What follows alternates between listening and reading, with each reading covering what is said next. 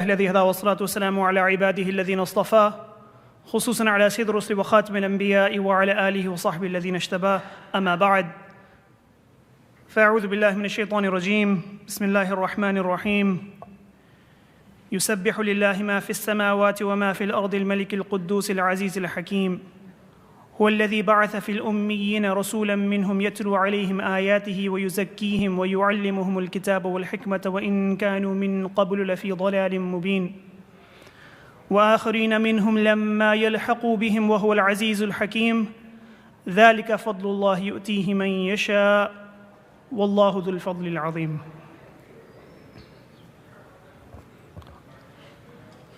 Honorable ulama,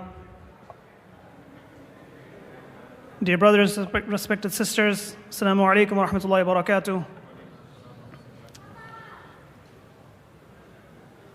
Alhamdulillah, I'm honored that Darul Salam has requested me to come speak and found me suitable to come speak to you, especially with the presence of so many ulama here. And I make dua that Allah subhanahu wa ta'ala accepts their services and that Allah subhanahu wa ta'ala accepts the services of everyone who is participating in making this event possible. Ameen. The topic here of the guardians of the Shariah, the indispensable contributions of the Fuqaha. This is a topic that actually you can take and formulate an entire semester worth of course around it. In fact, just on the development of fiqh, which is one of the topics we need to address today, inshallah, just the development of Islamic law itself is a 14-hour course that I've taught in the past, maybe over a decade, a dozen years ago. And that's just one of the topics that needs to be covered if you're going to talk about what we're talking about here. So I'll just clarify at the beginning that inshallah we're going to run through a lot of information, okay? And we won't be able to go into the depth of every area, but there are certain foundational topics that we need to address before we can even begin to appreciate the contributions of the Fuqaha. We can't talk about the contributions of the Fuqaha until there's a set of topics that we first understand. Okay? And those topics that inshallah we will cover today, we'll be first talking about fiqh and fuqaha meaning the experts in the field of fiqh. What is fiqh? Starting just from there. And then we have talk about the development of fiqh over the generations. And that has to then lead us into this discussion of madhhabs and its imams. And from there we'll get into the contributions of the fuqaha thereafter. But we can't skip those initial steps and just get straight to the contributions of the fuqaha. And then inshallah we'll end, after we appreciate the contributions of the fuqaha, we'll end to see, well, what is our role? What is our responsibility? What do we have to contribute?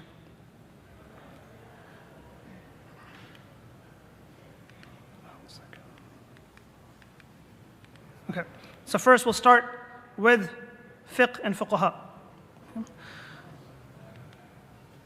Allah subhanahu wa ta'ala, in the verse that I recited, in other verses as well, like this verse of Surah Al-Imran, Allah subhanahu wa ta'ala mentions some of the primary responsibilities of the Prophet sallallahu alaihi wasallam. Allah subhanahu wa ta'ala mentions that لَقَدْ مَنَّ اللَّهُ عَلَى الْمُؤْمِنِينَ إِذْ بَعَثَ فِيهِمْ رَسُولًا مِّنْ أَنفُسِهِمْ يَتْلُو عَلَيْهِمْ آيَاتِهِ وَيُزَكِّيهِمْ وَيُعَلِّمُهُمُ الْكِتَابَ وَالْحِكْمَةَ وَإِنْ كَانُوا مِنْ قَبْلُ لَفِي ضَلَالٍ مُبِينٍ.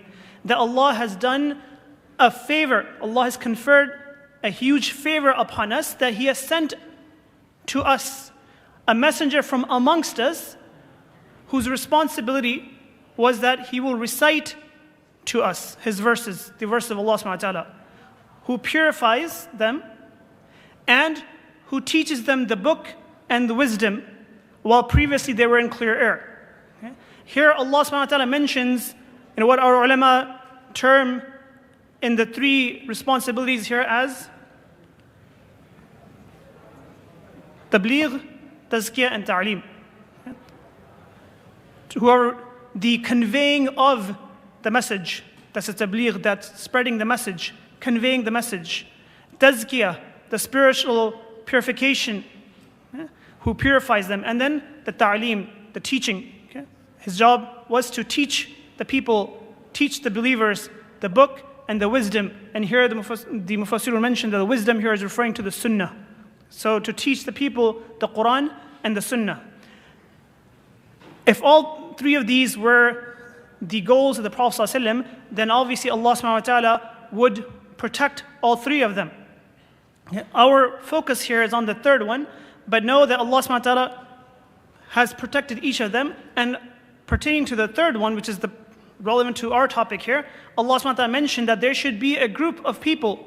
There should be a group of people who will be dedicated to getting deep insight in the deen, tafaqquh fi deen, getting deep insight into the deen, so that they can teach it onward.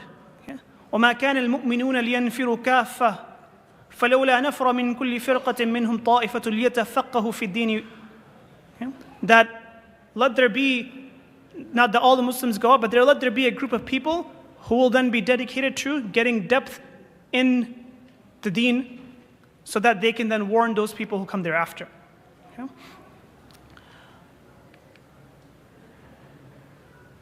Tafaqquh, لِيَتَفَقَّهُوا فِي الدِّينِ, so that they can get tafaqquh in deen. Tafaqquh comes from obviously the same root words as fiqh. And we talk about fiqh, in case you're not aware of fiqh, right, we translate as Islamic jurisprudence, and jurisprudence, right, a fancier word, right, that just means the theory of law. It's not law, it's the theory of law. But the meaning comes from the root word of fiqh, which means to have deep understanding. Imam Abu Hanifa rahimahullah, he defined what is fiqh by saying that it is ma'rifatun nafs ma laha wa ma alayha, knowing the soul, what is for it and what is against it. It's a holistic definition that includes not just the legal aspect of it, but then also the spiritual aspect of it and the ethical aspect of it as well. Imam Shafi'i and most of the usuliyun, most of those who are focused on the usul of fiqh, they have a more specific definition where they say it is the al-ilm bil-ahkam al-shar'iyya al-amaliyya al-muktasaba min adillatiha al-tafsiliyya, or similar explanations where that it is the knowledge of the practical shari'i rulings derived from its detailed sources. So it's practical shari'i rulings, meaning it separates out aqidah, those are beliefs, into its own category. These are the practical aspects of what are you to do, what is allowed, what is not allowed. Can you do this, can you not do that, what should you be doing, what should not be doing, and so on. The practical shari'i rulings derive from its detailed sources, which we know are the Quran and the Sunnah. And then by extension, the ijma and the qiyas. Once, one of the renowned Islamic scholars of hadith, Imam Amash rahimahullah, he came to Abu Hanifa and started to ask him some questions. And this to help understand the role of the fuqaha. While we had the huffaz to preserve the book of Allah subhanahu wa ta'ala, we had the muhaddithin who preserved the ahadith and the sunnah of the Prophet sallallahu alaihi wasallam. The responsibility of the fuqaha was to derive the rulings from the Quran and the Sunnah. Imam Ahmad rahimahullah came once to Imam Abu Hanifa rahimahullah and he started to ask him some questions. And it's mentioned that, هو يسأل أبا حنيفة عن مسائل ويجيبه أبو حنيفة. He was asking him questions and Imam Abu Hanifa kept answering the questions. So eventually Imam Ahmad rahimahullah, he said that, من أين لك هذا? Like, where are you getting these answers from? You're giving me all these rulings, but what's the basis for that? Right? He was not able to understand, like, how could you be, like, where are you getting this ruling from? So Imam Abu Hanifa rahimahullah then responded to him and he said that أنت حدثتنا عن إبراهيم بكذا وحدثتنا عن الشعب بكذا. That isn't it you, in fact, that you narrated to us this hadith from Ibrahim and you narrated to us that hadith from Sha'bi. And he's saying that from those hadith that you are narrating is where we're getting these answers from. And then Imam Amash, who's a hadith scholar, he mentioned the famous words that Ya ma'ashar al-fuqaha, O fuqaha, that antum al-atibba wa nahnu as-sayadila, that you are like the doctors and we're like the pharmacists. That we have the inventory, we have the supply, but you understand when is what to be applied in what manner. That was the role of the fuqaha. And both the muhaddithun served their role, the fuqaha served their role both were a means of preserving the divine promise of Allah subhanahu wa ta'ala, that Allah subhanahu mentions that inna nahnu nazzalna dhikra wa inna lahu lahafidhun, that we have the ones who are we send down the dhikr, we send down, right, the deen, and that we are the ones who will protect it. Allah subhanahu wa ta'ala took that promise of protecting the deen, and the protection of the deen is not simply by its words, but it's also in its meanings. So you had those who took on the task to protect the words, and you had those who took on the task to protect its understanding and its meaning. That's the fiqh and the fuqaha. Then we talk about the development of fiqh. And fiqh developed over the different eras. First, we have the era of the Prophet ﷺ. In the era of the Prophet ﷺ, if anybody had a question, is this permissible? Are we allowed to do such and such thing? And so on. What was the resolution? Obviously, you would ask the Prophet ﷺ. And the Sahaba would ask the Prophet ﷺ either directly, they go to him, they ask him, or they would ask indirectly, where they would have somebody ask the Prophet ﷺ on their behalf and then convey the answer back to them. But they would go and they would ask the Prophet ﷺ. That's what you do when you have the Prophet ﷺ there. However, as Muslims started to expand into different lands, then the Prophet ﷺ started to send people into those lands as well. And in the famous hadith of Mu'adh ibn Jabal radiallahu anhu, when the Prophet ﷺ sent him to Yemen, and it's mentioned that, حين بعثه إلى Yemen, when he sent it to Yemen, the Prophet ﷺ asked him, he said, كيف تصنع إن عرض لك قضاء? What are you going to do, Mu'adh radiallahu anhu, when a matter now pops up, an issue comes about? You have to now issue a ruling. How are you going to go about it? So Mu'adh radiallahu anhu, he responded and said, أقضي بما في كتاب الله. I'm going to come up with a ruling, I'm going to judge based off of what is in the book of Allah subhanahu wa ta'ala. So then the Prophet ﷺ said that فَإِن لَمْ يَكُنْ فِي كِتَابِ اللَّهِ. What are you going to do if it's not in the book of Allah subhanahu wa ta'ala? So Mu'adh radiallahu anhu then said that فَبِسُنَّةِ رَسُولِ اللَّهِ صَلَّى اللَّهُ عَلَيْهِ وسلم. Then I will look into what is in the sunnah of the Prophet ﷺ. The Prophet ﷺ then said that فَإِن لَمْ يَكُنْ فِي سُنَّةِ رَسُولِ اللَّهِ صَلَّى اللَّهُ عَلَيْهِ وسلم. That what if it is not in the book of Allah subhanahu wa ta'ala, it's not explicit in the Quran, and it's not anything that you explicitly got from me either, then what will you do? So then Mu'adh radiallahu anhu, he responded and he said that أَجْتَهِدُ رَأْيِي وَلَا آلُ. That in that case, I'm going to do ijtihad, essentially. That I'm going to try to find the ruling. أَجْتَهِدُ رَأْيِي. He said, I'm going to do ijtihad with my ra'i. Ra'i means, you translate it as opinion, but here what it means is that he's saying that I'm going to apply my logical reasoning, analogical reasoning, to understand that based off what is in the book of Allah, what is in the sunnah of the Rasulullah, then what should be the ruling in this case? That's what he's saying. But he uses the word ra'i, opinion, which later on we use the word qiyas. Analogical reasoning, qiyas. So he's saying that in that case, if I don't find the book of Allah, I don't find it in the sunnah of the Prophet, then essentially I'm going to apply qiyas. But he used the word ra'i here, and I mentioned that a couple of times just so you keep that in mind. That word of ra'i, opinion, literally translated as opinion, but meaning that I'm going to apply qiyas. When Rasulullah ﷺ heard this, it's mentioned that فَضَرَبَ رَسُولُ اللَّهِ ﷺ sadri. They says that Mu'adh radiallahu anhu said that Rasulullah ﷺ then hit my chest meaning in sense of happiness, and he said that Alhamdulillah alladhi waffaqa Rasulillahi sallallahu alaihi wasallam lima yurdi Rasulullah sallallahu alaihi wasallam. They said Alhamdulillah for the one who has guided the messenger of Allah sallallahu alaihi wasallam for that which pleases the messenger of Allah sallallahu alaihi wasallam. So the Prophet ﷺ was happy with this. So generally speaking, in the era of the Prophet ﷺ, when the Sahaba had issues of fiqh, they went to Rasulullah ﷺ, but he started to now train those for what to do when he would not be around. Thereafter, you had the era of the Sahaba radiallahu anhum. Now, of all of the Sahaba radiallahu anhum, of all the Sahaba radiallahu anhum, we only have fatwa that are recorded from about 130 of them. That's it.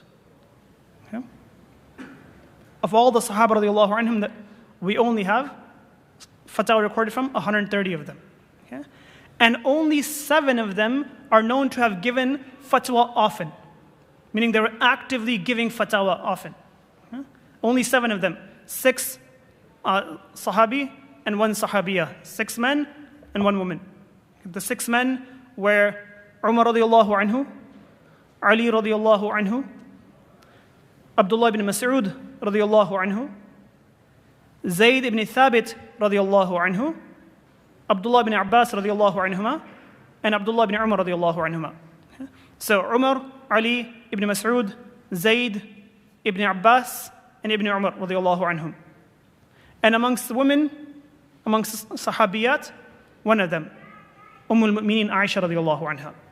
These 7 are the only ones that we know of or have recorded who would give fatwa often. Others, we barely have, or we have very few fatwa from them, and for most of them we have no records of any that they would issue any fatwa. Right? Most of them we don't have any of that. In fact, what we know is that many of the Sahaba would go to these Sahaba when they had their own questions. So after the Prophet ﷺ, then they start to go around the specific Sahaba radiallahu anhum. Continuing onward. Then you had the era after the Sahaba of the Tabi'un. Okay, these are the ones who are the next generation after the Sahaba. Okay. This was now a much larger number of those who are engaged in the field as people and the Muslims spread into different lands. Okay. And what happened was, as then the Sahaba radiallahu anhum also went out in different lands, then around each of them, wherever they were, there's now a circle of students that start to form around them. So wherever they may be, there's a circle of students that are around them. Like for example, in Kufa, people start to take from Abdullah ibn Mas'ud radiallahu anhu. One of those Sahabis that we mentioned was who would give fatwa often. Okay? Likewise, you had the something similar in Medina and Mecca and in other places. Okay? And now amongst those groups of learnings, amongst those groups of ulama, you start to have formation of 2 different groups. One was those whose primary occupation became the narration of hadith. It's not that they didn't know fiqh, it's not that they didn't know legal rulings, but their primary occupation and their devotion was to the field of narrating hadith. They only engaged in any fiqhi questions, any legal questions, if it was clear and unambiguous from the Quran or the Sunnah. Otherwise, that was not their focus. Their focus was in narrating a hadith. And they didn't like to engage in hypothetical issues. If there was an issue here and now being presented, somebody was facing a problem, that's different. But what if this, or what about in that scenario, so on? They didn't like to engage in hypothetical fiqh scenarios. Abu Salama radiallahu anhu mentions that the Prophet said, and this was their basis. They said the Prophet said that لا تستعجلوا بالبلية قبل نزولها فإنكم إذا فعلتم ذلك لم يزل منكم من يوفق ويسدد وإنكم إن استعجلتم بها قبل نزولها تفرقت بكم السبل ها هنا وها هنا. The Prophet said that don't rush to get yourself in the midst of a difficulty before it's actually come down. That if the difficulty comes down, then if you engage with it at that point, inshallah there will be people amongst you who will be guided on how to go about it. But if you try to rush it, you try to rush the difficulty on you, then you will separate, and some will go this way and some will go that way. So they use that general hadith to say that it's not good for us to engage in hypothetical questions and answering. We will rather just deal with what happens, and otherwise their primary focus was in hadith. This group of ulama became known as the Ashabul Hadith, the people of hadith. Okay? This was their primary occupation.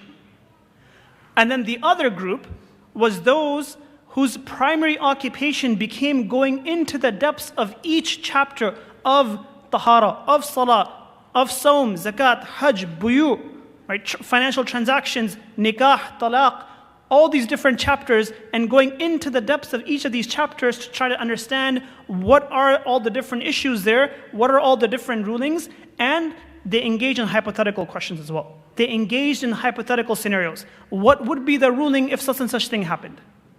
In case this happened, then what? And what about in that case? And they got into all these hypothetical scenarios. Abu Abdullah al-Halimi, a senior Shafi'i scholar, rahimahullah, he explained that he said that, well, for the general public, it's not good to get into hypotheticals, but for a group of ulama to get into them is fine, and if it's for the purposes of training students, then it's okay. So they got into it for the purposes of training students. That's so that if issues do come up, then let there not be people who are then just scrambling to figure out what it would be, that there are people who are trained in the matter already, right? There's some existing thought to build off of. Okay? Now, hypothetical scenarios, of course, are not going to be mentioned clearly in the Quran. Hypothetical scenarios are not going to be mentioned in the hadith explicitly. To try to understand what would be the ruling in these hypothetical scenarios that have yet to occur, they didn't find that clearly in the Quran, and they didn't find the answers to that clearly in the Sunnah of the Prophet ﷺ. So then what? Going back to the hadith of Mu'adh radiallahu anhu, what are you going to do if you don't find it clearly in the book of Allah, and if you don't find it clearly in the Sunnah of Rasulullah ﷺ? Then what? Said, then you're going to have to do ijtihad with your ra'i, right? You're going to have to now apply reasoning to try to understand what the ruling should be. And then that's what they did. So they would employ a qiyas to try to understand and derive rulings from the Quran and from the Sunnah to understand what should be the ruling in this hypothetical scenario. Okay? And because they would engage in that, they got this term associated to them of, these are the people then of ashabul ra'i. Okay, the people who are engaging in this qiyas, people who are engaging in this, extraction of rulings where they're not clear. And the word ra'i was used for them because that's what Mu'adh radiallahu anhu mentioned in the hadith when he mentioned it to the Prophet ﷺ. Okay? What it doesn't mean is these are the people of personal opinions, right? That was never the intent, was never the meaning. Okay? And for anyone to think that these are the people who engage in personal opinions and issuing personal opinions, that was not the case. Right? That's a very wrong and bad understanding from just literal translation of a word while missing its context. Okay? Then you had the era of the tabi'un, those who came then after the tabi'un. This is where now you start to have formations of concentrations around certain fuqaha. Okay? That certain fuqaha gained even more prominence, and you had larger and larger gatherings being concentrated around them. Okay? And these fuqaha are ones who had a chain of narration, a chain in their rulings up to the Sahaba radiallahu anhum. Right? Those who, the Sahaba who went to, those who went to Iraq, those who went to, Medina, those who were in Mecca, that these fuqaha had chains of narrations up to those Sahaba, and they were taking now the rulings and the methodology from those Sahaba radiallahu anhum. Okay? And for some of these fuqaha, what additionally happened was their students now start to note down and document and preserve their rulings and preserve their methodology of how they extract rulings. Okay? And for some others, that didn't happen. For those whose rulings and whose methodology was preserved, those then start to become known as then the madhhabs. Okay? And then there were other fuqaha, Imam Awza'i, Imam Sufyan al-Thawri, others, okay, who their students didn't preserve, in the same manner their rulings and their methodology in deriving rulings. And what happened was those madhhabs, if you will, died out. And what was then preserved and what was kept, and this is from the will of Allah subhanahu wa ta'ala, what Allah subhanahu wa ta'ala has decided to then keep was in these four madhahib. Okay? Also, one thing to note here is this now starting to happen from the time of the tabi'un. Okay? The era of the Prophet ﷺ and the Sahaba radiallahu anhum, and the era of the tabi'un and the era of the tabi'un. Okay? These are the best of generations. Okay? The hadith in Sahih Bukhari, okay? The Prophet mentioned that خير أمتي قرني, ثم الذين يلونهم ثم الذين يلونهم. That the best of my ummah is this generation, okay, my generation. So the Prophet ﷺ and the Sahaba. Then those who are to follow, meaning the Tabi'un. And then those who are to follow, meaning the Tabi'un. Okay, these are what are known as the Khairul Qurun, okay, or the Khairul Ummah. In another hadith, Khairul Nas, the best of people. Okay? Now, Hafiz ibn Hajar al-Asqalani rahimahullah, he mentioned explicitly that it refers to these generations. Okay? So this started to now happen within this Khairul Qurun itself. Okay? So now we get into the madhhabs. And the first thing that we have to address here is, what is it? What is a madhhab? And also importantly, what it is not. Okay? What it is it is a juristic framework. Okay? It is a juristic framework to interpret and apply the Shariah. Okay? What it is not is anybody's personal opinions. Okay? The madhhab of Imam Shafi'i isn't Imam Shafi'i's personal opinions on different matters. Okay? That is not what a madhhab is. It's a juristic framework. And that's why you can have issues come up today and we can say, well, this is the ruling according to the Hanbali madhhab. This is the ruling according to the Maliki madhhab. It's not Imam Malik's Imam Malik never dealt with this issue that is happening today. But we can say this is the ruling according to Imam Malik's madhhab. Okay? Because it's a juristic framework that you can use and employ to extract rulings from it. Okay? Now, for us to understand madhahib, okay, and why people start to gather around these specific fuqaha, we have to understand who they were, so that we can appreciate why the gatherings start to concentrate around them more and more. And why their students decided that it was necessary for them to try to save their rulings and save their methodology, which is not what happened necessarily with some of the other fuqaha. So for that, we'll do a very high-level overview of some of the imams that are associated to the madhahib. Okay? And to start with the Hanafi madhab, not out of any personal bias, but because this was, in terms of chronology, the first one, okay? And also it's the largest one to be followed in the world. The Hanafi madhab, right, is a collection of principles and rulings that were derived through debates between 40 great ulama at that time, each one an expert in their own sciences. Okay? So meaning that you had a gathering, right? These are not Imam Abu Hanifa's opinions necessarily, right? You have a gathering of 40 leading ulama. This one an expert in fiqh, here this one known for their expertise in hadith, in tafsir, in lugha, in language, in grammar. Right? All these things are relevant when you're driving rulings. Okay? And it was then the outcomes that came out from these gatherings. Okay? And although the name was associated to Imam Abu Hanifa, rahimahullah, right, it's not necessarily that the rulings in the Hanafi madhab are Imam Abu Hanifa's rulings. There's a lot of rulings in the Hanafi madhab that are actually, the dominant view in the madhab is not Imam Abu Hanifa's, it's the view of two of his students, Imam Abu Yusuf and Imam Muhammad, rahimahullah. Okay? And that's why what's important and what's distinct and what a lot of people don't know about the Hanafi madhab that makes it different from the other madhahib is the Hanafi madhab actually isn't, the foundation there isn't just Imam Abu Hanifa. It's actually three imams. Imam Abu Hanifa, Imam Abu Yusuf, and Imam Muhammad, all three. And while it's associated to Imam Abu Hanifa because he was their teacher and he was the head of that gathering, but the foundation actually in the Hanafi madhab is all three imams, Imam Abu Hanifa, Imam Abu Yusuf, and Imam Muhammad. And hence when we talk about the Hanafi madhab, we have to talk about all three of them. Imam Abu Hanifa, rahimahullah, okay? And we're not going to get into the details of their biographies. There's just so much to be said about each one of them. Okay, but this is just a very quick high level. And Abu Hanifa, rahimahullah, when Nu'man ibn Thabit, rahimahullah, passed away in the year 150, and you can see this very early in Islam, after Hijrah. Okay? And he was from a Tabi'i, he was a businessman, he understood how that whole side works. And he was somebody who would make money through his businesses, and then he would spend on the ulama as well. It's mentioned, in fact, that when his son Hamad memorized and learned Surah Fatiha, that he gave the teacher who taught his son Surah Fatiha, he gave him 500 dirhams, which is a huge amount. Okay? And when the teacher found the gift to be overly generous, he said that if he had more, that he would have given more, and not to devalue any services of the deen. Okay? Abu Hanifa was an expert in multiple fields. He was an expert in Aqidah. Before his involvement in fiqh, he was an expert also in Aqidah. He's an expert in Hadith, and obviously he's known for his fiqh. Imam Shafi'i rahimahullah mentioned that the people are dependent on Imam Abu Hanifa in fiqh. The people are dependent on Imam Abu Hanifa in fiqh.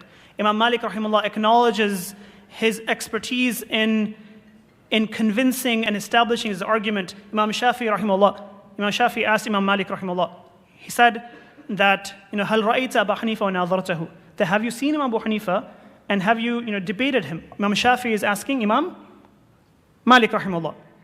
So Imam Malik rahimahullah responds and he says that نعم رأيت رجلا لو نظر إلى هذه السارية وهي من الحجارة فقال إنها من ذهب لقال بحجته. That he said, I met a man. Okay? That if he, for example, were to look at this pillar that's clearly made from stone, he would have said that no, this is made from gold.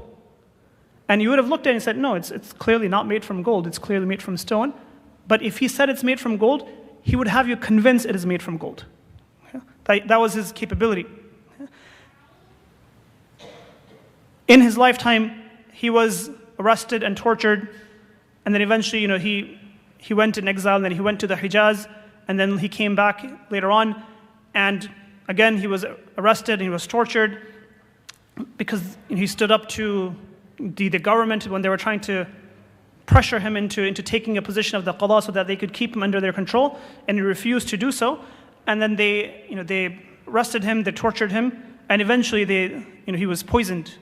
And when he passed away, if you read the Manaqib of Imam Abu Hanifa, if you read some of the virtues of Imam Abu Hanifa, there's things in there that you and I would just have difficulty even comprehending. And there's a lot that I won't even share because it's the natural response to that is, how is that even possible?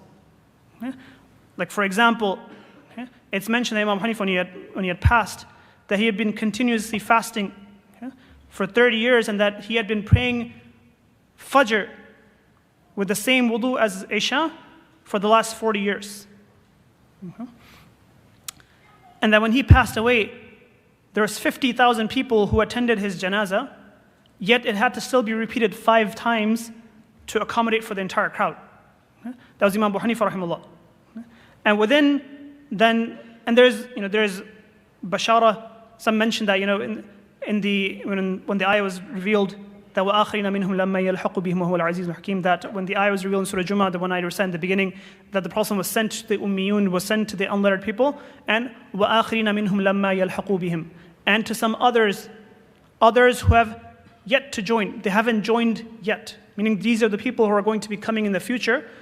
That's mentioned that Abu Hurairah radiallahu anhu, he asked the Prophet ﷺ about who are they, and he asked him 3 times, and then eventually the Prophet ﷺ then put his hand on Salman al-Farsi radiallahu anhu, and he said that لو كان الإيمان عند الثريا لنال رجال أو قال رجل من هؤلاء. The hadith in Sahih Bukhari. They said that if Iman were to be out into, I think it's called Pleiades, right? It was out into the stars, meaning it seemed like it was way out there, that there would be a person, there would be people from, referring now to the Persian area from where Salman al-Farsi radiallahu anhu was, that there would be somebody who would be able to get it. Okay? And some of the ulama mentioned that this is referring to Imam Abu Hanifa rahimahullah. That's a good sign about, it's a bashar of the coming of Imam Abu Hanifa rahimahullah. Okay? Iraq, Imam Hanifa was from Iraq. Iraq at that time was under the Persian Sassanid Empire. Okay? So it was from Faris. Next you have Imam Abu Yusuf Yaqub ibn Ibrahim. He was the foremost student of Imam Abu Hanifa rahimahullah, spent 29 years in his company, and eventually then took over the gatherings of Imam Abu Hanifa. Okay? He was an expert in fiqh, but he was also an expert in hadith, he was an expert in tafsir, he was an expert in history, and he was appointed as a judge under the reign of three khalifas, and he was the first in Islamic history to be appointed as the chief justice, the Qadi al-Qudat. Okay? And he was known for his being just in rulings, such that he even gave certain decisions in favor of a Christian against the Khalifa at that time, Harun al-Rashid. Okay? After Imam Abu Hanifa, next you have Imam Abu Yusuf in terms of within the Hanafi madhhab. And then third you have Imam Muhammad ibn Hassan al-Shaybani, who was a student of both Imam Abu Hanifa And he was actually a student of Imam Abu Hanifa, Imam Abu Yusuf, and also Imam Malik rahimahullah. An expert in tafsir, in hadith, in the Arabic language, in mathematics. Okay? It's important when you talk about like mirath and inheritance issues and such, that he was an expert in that as well. And Imam Shafi'i rahimahullah mentions that he studied a camel load worth under Imam Muhammad rahimahullah, and he says that I have never seen anybody more intellectual than Imam Muhammad rahimahullah. It's Imam Shafi'i who says this. Okay? He holds the third rank within the Hanafi madhhab, and actually many of the books that preserve the rulings of the Hanafi madhhab, the original works that are recorded from the rulings, capturing the rulings of Imam Abu Hanifa and Imam Abu Yusuf and Muhammad, these were written by Imam Muhammad rahimahullah. A lot of those primary Hanafi works, the author of them is Imam Muhammad rahimahullah. Then we had in the Maliki madhhab, the Imam there, Imam Malik ibn Anas rahimahullah. Okay? He was expert in fiqh, in hadith, in qira'ah. He studied for 10 years under Nafi'. Nafi' rahimahullah was the freed slave of Abdullah ibn Umar radiallahu anhuma. Okay? You see that connection with the Sahaba radiallahu anhum. Okay? He was in Medina. Medina was a center of learning at that time. Okay? And Imam Malik started to teach at the age of 17. You see like how much trust that the teachers had. They started to teach at the age of 17. And he says, I did not start to issue any fatwa until 70 ulama testified in my capacity to do so. Okay? And it was known that La yufta Malikun fil Medina. If Imam Malik rahimahullah is in Medina, recognizing what a center of learning Medina was and how great ulama were in Medina, but it was said that if Malik is in Medina, then nobody else has a right to issue fatwa, if Imam Malik is there. Okay? His most famous work is the Muwatta, his compilation of hadith that has over 1,700 narrations within it.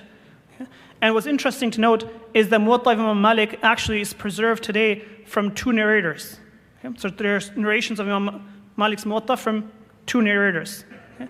One is Imam Yahya ibn Yahya al-Laythi, okay, whose narration is generally referred to as the Muwatta of Imam Malik. The Muwatta Imam Malik, that's from Imam Yahya ibn Yahya al-Laythi. The other narration of Imam Malik's Muwatta that's preserved is actually preserved from Imam Muhammad ibn Hassan al-Shaybani, the Imam within the Hanafi school. The other narration that's preserved Imam Malik's Muwatta is from Imam Muhammad, which is often then referred to as Muwatta Imam Muhammad, although it's a preservation of Imam Malik's Muwatta. Okay? He was known, there's stories about him and his respect for hadith.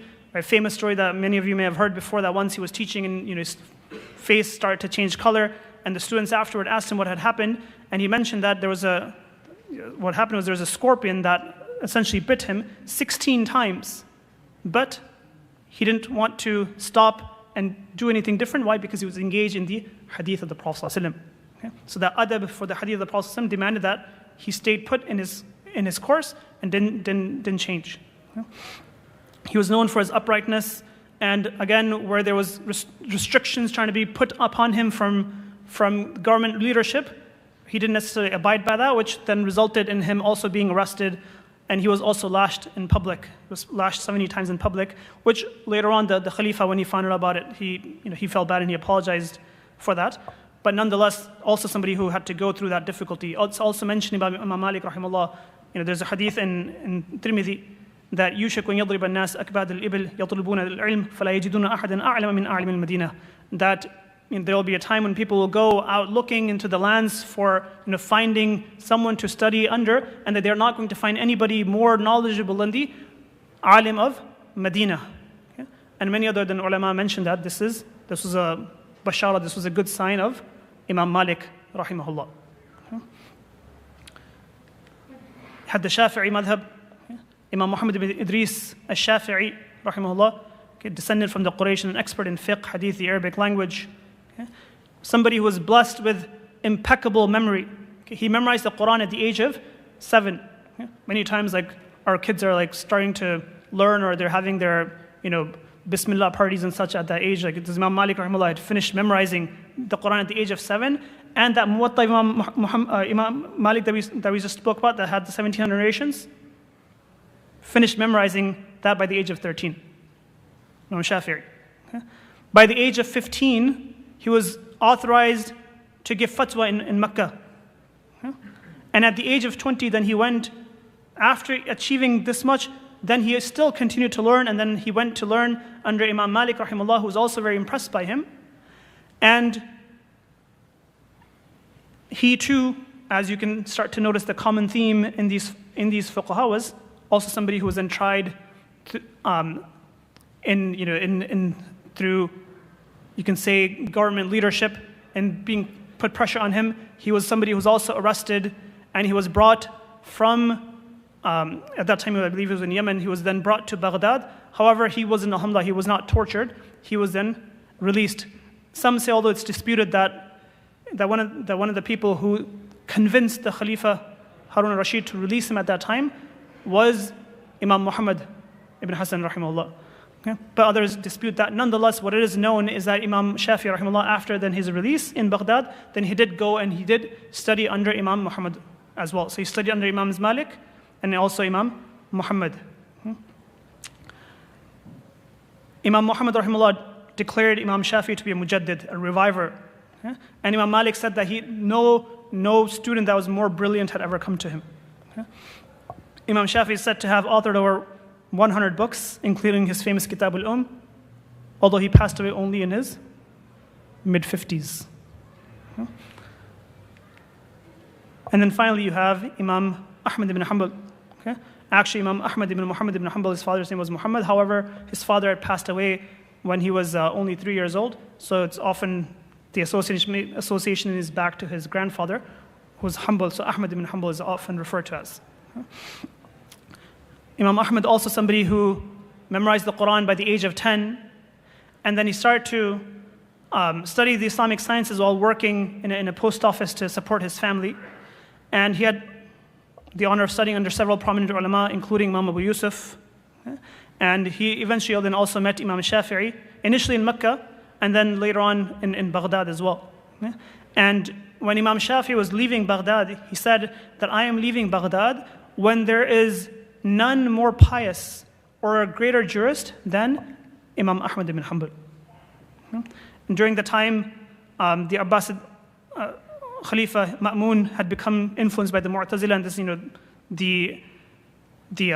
many of you may have know of the mihna and the trials of the whole issue of the Khalqul Quran. Was the Quran created? The Mu'tazila at that time had started this fitna. Nonetheless, they had tried to put pressure on ulama to come to their view that the Quran was created, although that is not the orthodox view.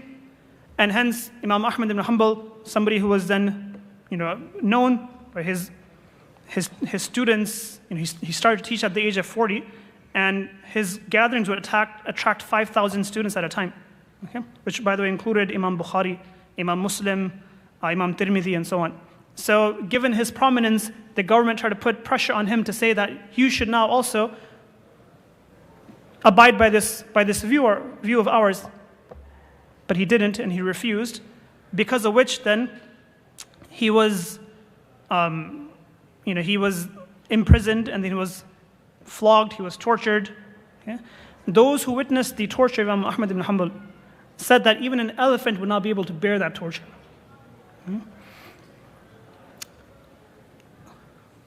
They would take turns to whip Imam Ahmad because the severity of the whips was such that it would tire out a person, so they would have to take shifts that one whips, and then he gets tired, and then he rests, and another person then starts his shift. And the whips would be such that his body would be lifted off the floor with such pressure.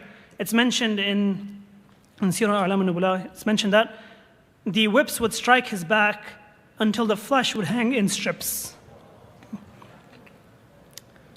And this went for 2 years, more than 2 years, closer to 2.5 years.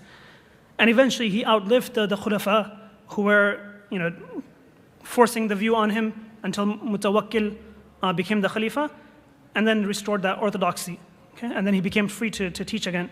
It's mentioned Imam Ahmad ibn Hanbal that he collected about 1 million different hadith.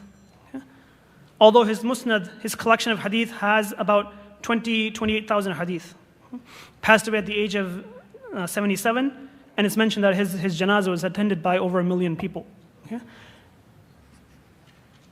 And this chart here from Dr. Imad Hamde mentions, it's too short, or it's too small to note, but what it shows is from, within Iraq, within Mecca, within Medina, you had then the Sahaba who were in those cities, and then from those Sahaba, then you had their students and their students and their students, such that you had then that chain of learning from the Sahaba to Imam Abu Hanifa, to Imam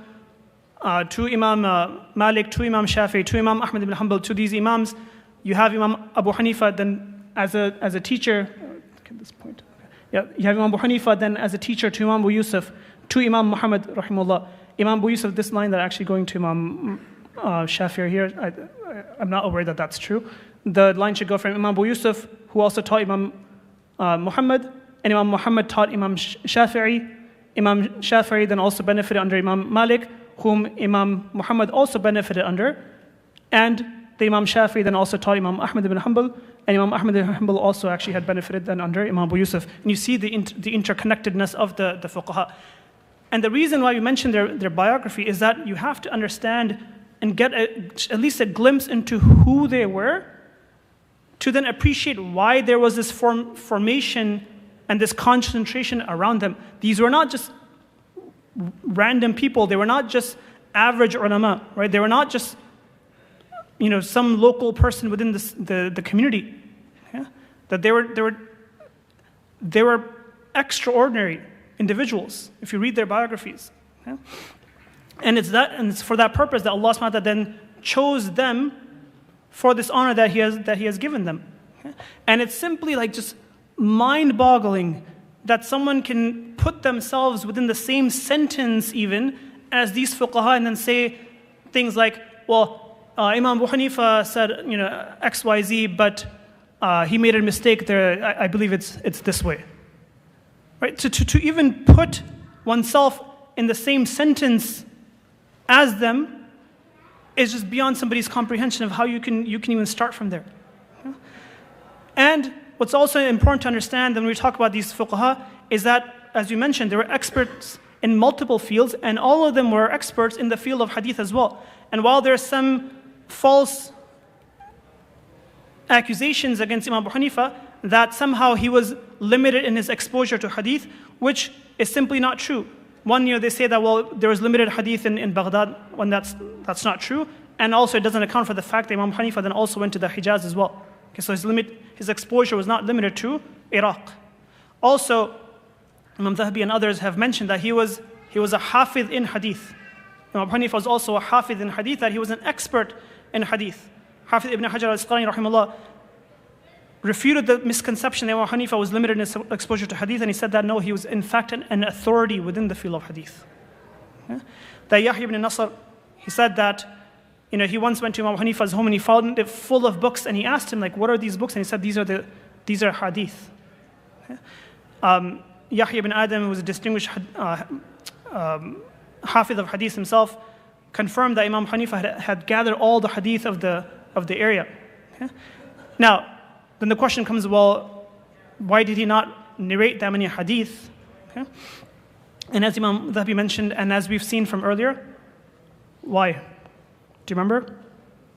Because there were, two groups of people. Okay?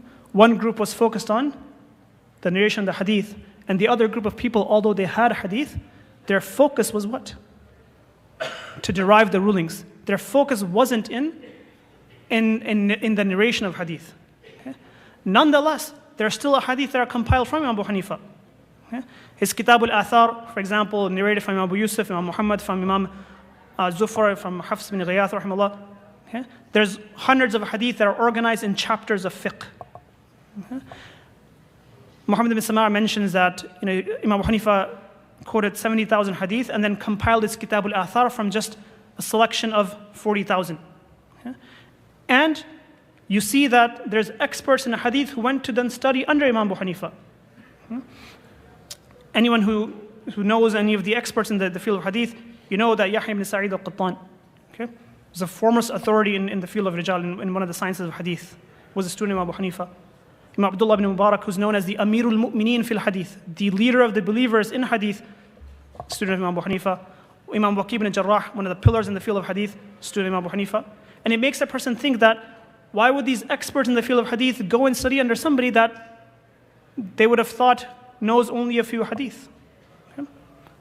Because that was not the case. It simply was not true. Also, remember, the Hanafi madhab was not based simply on Abu Hanifa, it was also based off of imams, Abu Yusuf and Imam Muhammad, and they're also known to be experts in the field of hadith. Okay? Yahya ibn Ma'in mentions that there's no one amongst the Ahlul Ra'i who cited more traditions than Imam Abu Yusuf. And Imam Ahmad ibn Hanbal mentioned that when I was first attracted to hadith, I went to Imam Abu Yusuf. Okay? Imam Muhammad, same way, there's compilations of hadith from him. Okay? And what's important to understand is any of these accusations where they were limited in their exposure, they were limited in their understanding, that somehow they didn't have something and that we have it now, is simply not accurate. It's simply not true. Okay? And what's also important to understand is the rulings are not simply from these imams either. You mentioned these imams formed the foundation of these schools, but all the rulings are not from the imams. Okay? And for that, we have to then get into understanding who were the fuqaha within the madhahib. Okay? And there's where we start to get into then the contributions of the fuqaha. Okay? I'll leave this quote down here from Shaykh Abdul Fattah Baghuda, rahimahullah. Okay? And you can read it, and it summarizes some of the discussions here pretty well. Okay? If you read the biographies of any of the post-madhab ulama, okay, no matter what field they were in, if they were in fiqh, they were in hadith, they were in any field, if you looked at their biographies, what you'll find is, in their biographies, they'll mention that he was a Shafi'i, that he was a Maliki, that was a Hanbali, he was a Hanafi. Okay? That most of the ulama, the overwhelming majority of the ulama, were then adherents to one of these four madhahib, and one of the places that you go and you find biographies of ulama are in the books that are written as biographies of the Hanafi jurists, as biographies of the Maliki jurists, and so on. You have the books of tabaqat, right? There's tabaqat of Hanafiya, there's tabaqat of the Malikiya, there's tabaqat of Shafiya, tabaqat of the Hanabila, and you have different works written in each of these ones, because they were all associated to one of these schools. Okay? And each of these schools had varying degrees of mujtahids within them. Okay? And what they did was they reviewed the rulings in the madhab. Okay? They affirmed them or they refined them as needed, such that the ruling, in certain cases, the rulings of the madhab may be contrary to what the imam of the madhab may have said. Okay? As we've mentioned, something being the ruling according to the Hanafi madhab doesn't mean it was Imam Abu Hanifa's opinion. It may actually be contrary to Imam Abu Hanifa's opinion because the school is broader than any single individual. Okay? But nonetheless, because it was formulated out of a certain methodology, it's still associated back to the madhab, but it doesn't mean that it's Imam Abu Hanifa's view specifically. Okay? The fuqaha, they were not engaging in just quote-unquote blind following. Okay? Rather, they validated and revalidated the madhab. They reviewed the rulings. They looked at them against other proofs, against the Quran, against the Sunnah, and you have a system of validation of the rulings they're in. Okay? And another thing that's also important to call out is that a lot of these fuqaha then also went through similar challenges in preserving the Shariah. Okay? Their contribution amongst the fuqaha also includes preserving the Shariah under pressure from the leadership, from the government. Okay? And many of them endured similar challenges. We can talk about different ones. Imam Sarakhsi, rahimahullah, it's mentioned about him, right, that he spoke out and called out something that was wrong, that was being done by the leader in Uzjand, okay, modern-day Uzbekistan area. And he was in prison, not put in a cell, but put in the bottom of a well. So essentially just thrown in the bottom of a well. And then his students, in order to preserve his knowledge, would sit around the well so that they could learn under him. Okay? And then he would narrate from his memory, okay, to these students. And in fact, one of the most authoritative books in the Hanafi madhab is one that Imam Sarakhsi narrated from memory from the bottom of a well. Okay? That book is printed today. It's called Al-Mabsut. It's in 30 volumes. It's printed in 30 volumes. And then thereafter, when he finished that, then he started on the next work then. And started talking about usul. And now we have that printed, Usul of Sarakhsi, in 2 volumes. And then thereafter, he started on another book. But at that time, that eventually when he got to a certain place, he was released, and then that work wasn't completed. But what you see is, they also faced similar challenges, went through certain challenges. Imam Sarakhsi was at the bottom of that well. He was imprisoned for 15 years. But they preserved the Shariah. They didn't give in. Like the other imams, those who came later on in the madhhab as well, went through the struggles to ensure that the pure Shariah is maintained, it's kept, it's safeguarded, that it is not tainted under anyone's pressure. And now when we understand the efforts of the fuqaha, by understanding the efforts of the fuqaha, one can start to appreciate their contributions. Okay? Like you have to have that background to now appreciate what they offered. Okay? That when we understand the history of the development of fiqh and the efforts of the fuqaha, both the imams of the madhhabs and also those fuqaha who came thereafter, now we can start to see what they offered, what they contributed. Okay? They provided a framework for extracting rulings based on the Quran and Sunnah via the teachings of the Sahaba radiyallahu anhum. Okay? They provided consistent frameworks for resolving disputes, for resolving legal cases, for financial contracts, for all the different sorts of daily matters. Okay? And it saved people from inconsistencies. It saved people from inconsistencies by having a set methodology in rulings. For example, you have a framework, a system of principles and such that you use to derive rulings, and that system says, there's consistency within that set of principles says that, for example, that you are allowed to pray the janazah of a shaheed. You're allowed to pray the janazah of a martyr. And that system, that framework also says that you cannot pray the janazah of somebody who's not present. You cannot pray janazah in absentia. Okay? The body's not there. And then you have a separate framework that from that framework, the rulings that are derived is that you do not pray janazah on a shaheed. But you can pray janazah of somebody, a non-shaheed, in absentia. And there's consistency in that methodology. If a person doesn't maintain that consistency, then what you have, and what we've seen even recently, is that when there's some incident somewhere, somebody passes away somewhere, and somebody becomes shaheed, then somebody in a different part of the world will say, we're going to pray the janazah of that shaheed. So now they're praying the janazah of a shaheed in absentia, which doesn't align with either framework.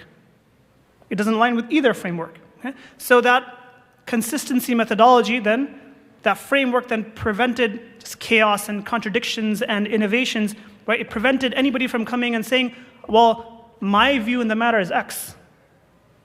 Okay? Well, when I read the Quran and I read the Sunnah, what it tells me is such and such. Okay? It prevented that from happening. Why? Because you have to come and you have to derive rulings from an established framework. Okay? What they also did is they engaged in continual validation and refinement of rulings. Okay? That when we follow them, when we follow the fuqaha, we're not following any person individually. Okay? What we're following is the ijtihad of a large body of qualified scholarship. And while you may come and ask me a question, and it may seem as if I individually gave an answer on the topic, but the answer isn't from me. It's not from me individually. That answer is built upon generation after generation after generation of ijtihad by those who are qualified to do it, and the rulings here have been refined and reviewed generation after generation. So it may seem like it's from me, but it's not from me. It's from this set, it's from this refinement of generations of fuqaha that it comes from. And what they did was they enabled scholars and judges to serve with a reference to a coherent body of law. That anybody who's burdened with the responsibility and the accountability of issuing fatwa knows what an immense blessing it is to be able to refer back to the ijtihad of these fuqaha. So you can go back and refer to what they said, so that you're relying on their understanding as well, and that you're not on your own. You're not looking at trying to figure out on your own. Okay? And such that no matter what issue you ask today, no matter what question comes up today, we can go back and look at what have the fuqaha said on the matter in the past. And either you'll find something explicitly from them, or you'll find the principles and the maxims and similar masail that you can go and say, it's based off of this. It's similar to this. It'd be the same as this. Okay? You ask me, is it permissible to take, a loan from your 401k if you have to pay yourself back with interest? Imam Abu Hanifa never spoke about 401k. Okay? But that question can be answered today based on what the fuqaha have mentioned. The answer to that is found in the works of the fuqaha. Okay? We have something to go back to. Okay? And one of the reasons we have to do so is because they engaged in that hypothetical fiqh. They engaged in the hypothetical questions because they created that large body that we now, alhamdulillah, get to benefit from and say, it's now based off of this. Okay? That we simply could not serve the field and fulfill the fard kifaya if we didn't have them to refer back to.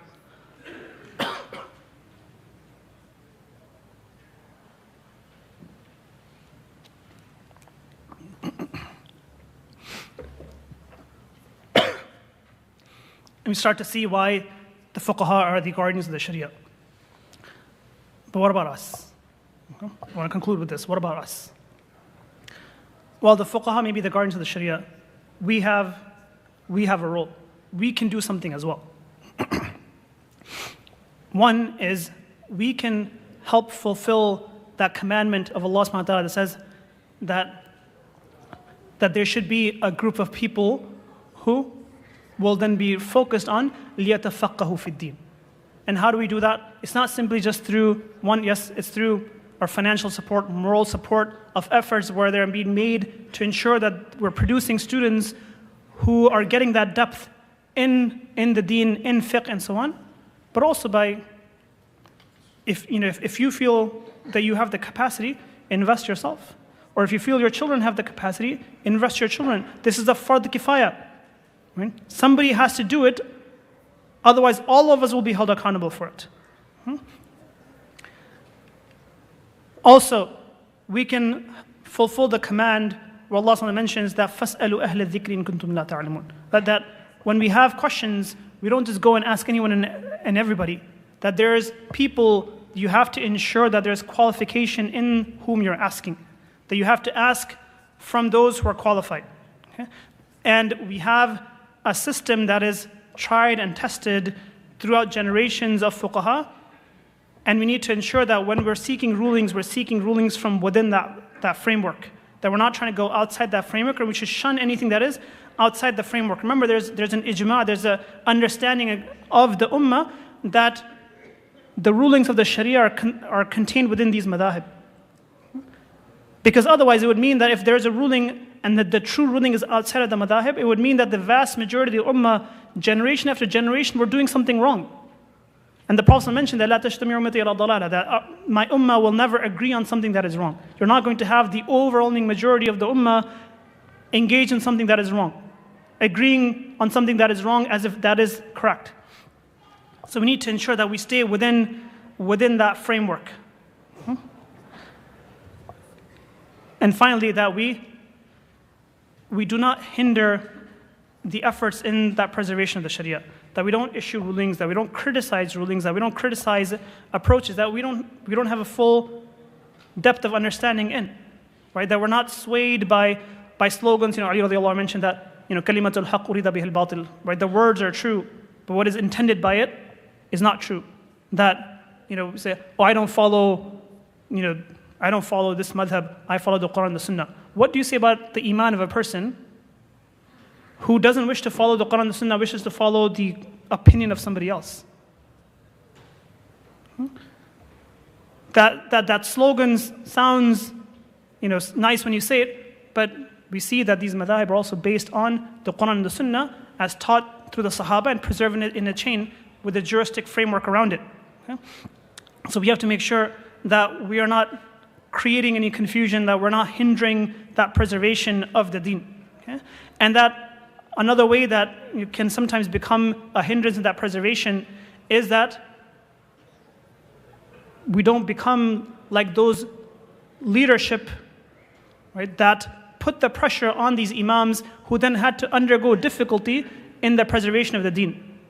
And one of the ways that happens is, when there's people in positions of leadership, you have boards and such, where, for example, a masjid board may adopt a fiqh position. The masjid board takes a position and then tells the imam, this is our religious view, and now you have to toe this line. Where the board then says, here is the opinion that you're going to now support. As opposed to getting the opinion from the imam themselves. That, alhamdulillah, like us in this room, we wouldn't do something of that nature, but we also have to make sure that we're not part of communities where this is happening within our masajid. So we have to make sure that we're not contributing to any hindrance in that preservation. And I'll end and I'll just say that, I mentioned at the beginning that this topic needs its own course, and we tried to cram a lot of information within this short time. But, Allah subhanahu wa ta'ala has a system. Allah subhanahu wa ta'ala has a system to fulfill His promise. And Allah subhanahu wa ta'ala promised to preserve the deen in its words and in its meanings. And we see from the Fuqaha is that they have helped in preserving the deen in its meaning. Again, Allah subhanahu wa ta'ala has used them for that purpose, and they truly are the guardians of the Shariah. May Allah subhanahu wa ta'ala accept their efforts, and may Allah subhanahu wa ta'ala allow us to recognize and appreciate their efforts, and may Allah subhanahu wa ta'ala allow us to contribute in any way that we can toward that continued guardianship and the preservation of the Shariah. Wa akhiru da'wana and alhamdulillahi rabbil alameen.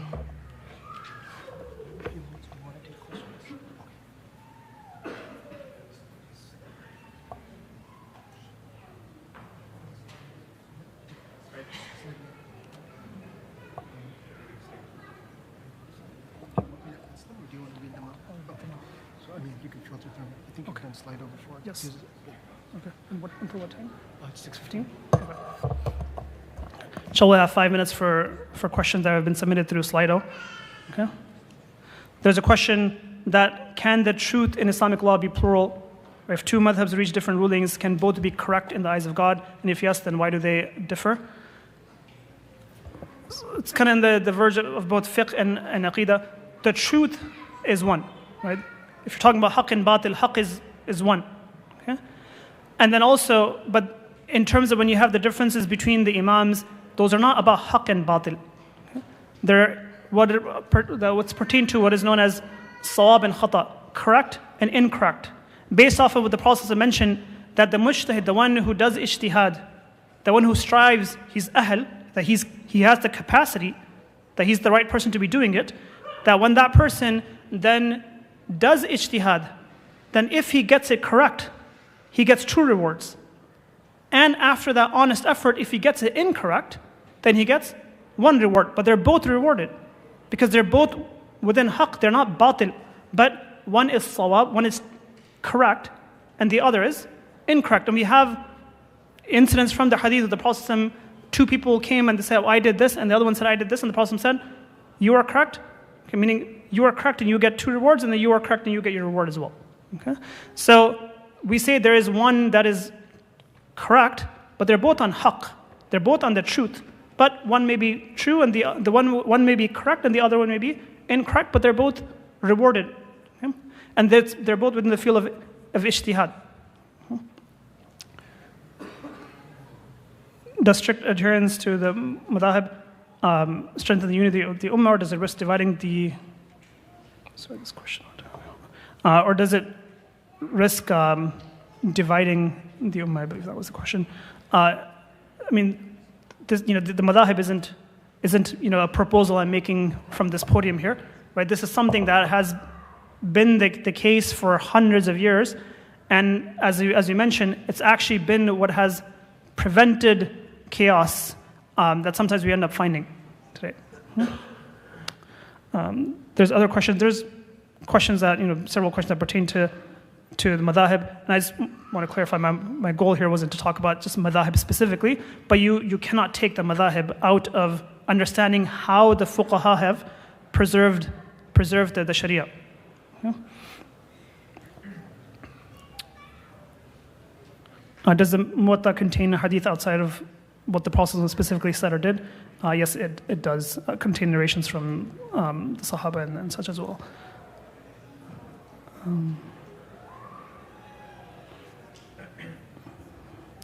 There's questions around. Imam Abu Hanifa has a book called Kitab al-Athar. Yes, I mentioned in the talk that he did have a book on hadith, Kitab al-Athar. It is printed, it's available. It may not, the questioner mentions about why is it not talked about often. I don't know the answer to why it's not talked about often, but it is printed, it is readily available for anybody who wants it. Can you follow multiple madhhabs at the same time? This is what we talked about. You have a framework and you cannot mix frameworks.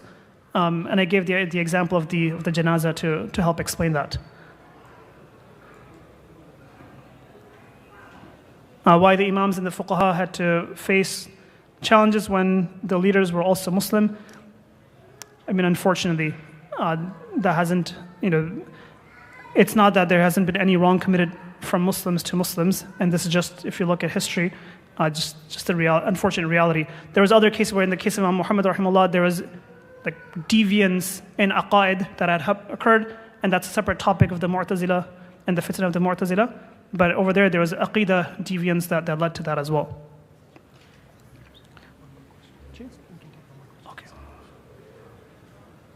Okay.